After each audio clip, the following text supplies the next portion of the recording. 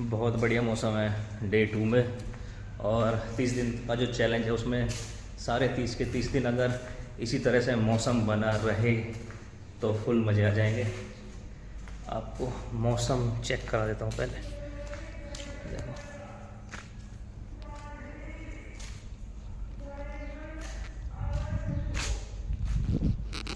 कितना बढ़िया। तो इसी तरह से डे 2 चल रहा है।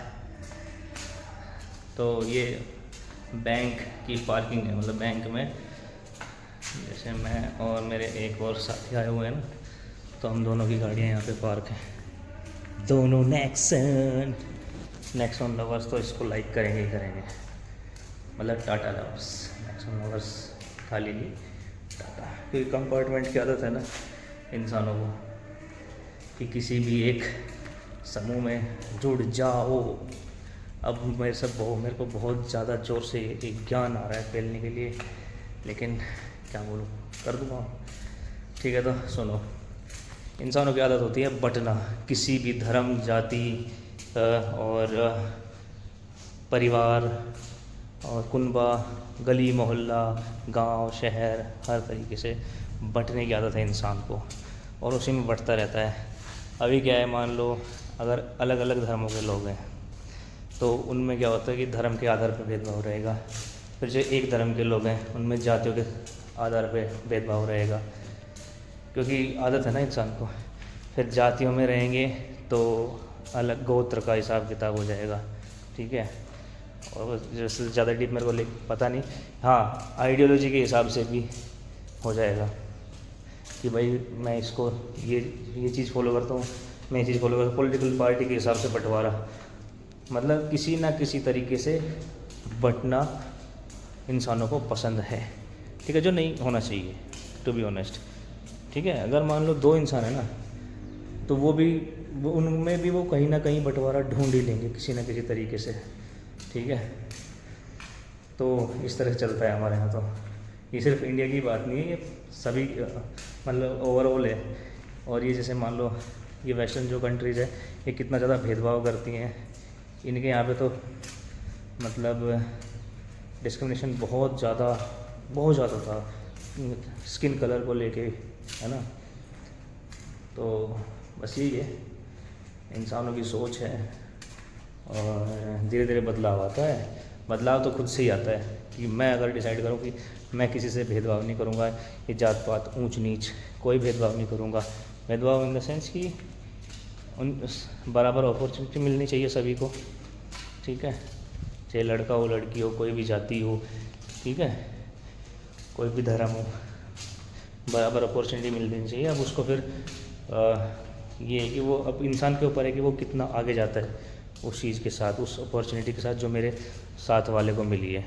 ठीक है, और थोड़ा कंट्रोवर्शियल भी हो सकता है, जो कि ये होता है ना, क्या बोलते हैं इसको, रिजर्वेशन।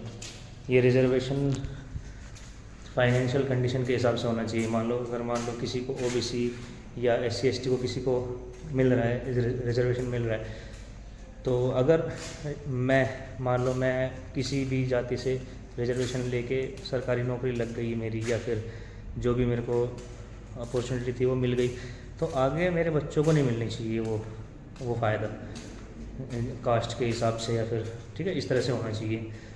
ठीक है, वो इसलिए क्योंकि यार संपन्न हो गया ना मेरा परिवार, एक तरीके से संपन्न हो गया। ये तो बेसिक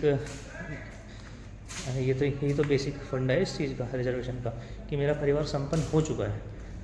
और अब क्या चाहिए, अब मैं अपने बच्चों को अच्छे से पढ़ने का मौका और फैसिलिटी प्रोवाइड कर सकता हूँ, तो फिर उनको रिजर्वेशन क्यों चाहिए। ठीक है, इस तरह से होना चाहिए। जो भी कास्ट के बेसिस पे जो भी रिजर्वेशन पहले मिल चुके हैं उनके बच्चों को वो नहीं मिलना चाहिए, टू बी ऑनेस्ट। इस पर विचार करना चाहिए सभी को और देखना चाहिए। अब देखो डॉक्टर्स में ही देख लो कि अगर मान लो किसी को रिजर्वेशन मिल के कोई सीट मिल गई उसको MBBS की, वो डॉक्टर बन भी गया है ना गवर्नमेंट हॉस्पिटल में, उसको किसी रिजर्वेशन के हिसाब से सीट मिल भी गई, तो क्या इलाज करेगा वो? उतना अच्छा इलाज थोड़ी ना कर पाएगा जितना अच्छे से जो जिनको रिजर्वेशन नहीं मिला है वो लोग कर पाएंगे। समझ रहे हो? तो ये फ़र्क होता है। अब ये देश अगर बदल रहा है तो इसमें हर चीज़ें अच्छे तरीके से ही होनी चाहिए, ठीक है। मैं ये नहीं कहूँगा रिजर्वेशन बिल्कुल हटा दो, फाइनेंशियल कंडीशन के हिसाब से रखो, कुछ जगह रखो, कुछ जगह नहीं रखना है।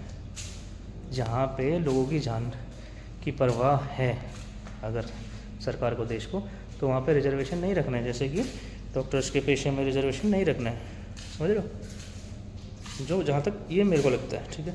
आप लोगों की क्या राय है वो मेरे को कमेंट्स में बताओ, ठीक है। हो सकता है वीडियो लंबी चली गई हो एक ही टॉपिक पे, लेकिन फिर भी अगर कुछ बात है, आपकी बात में दम है, तो कमेंट सेक्शन में ज़रूर बताइए। धन्यवाद।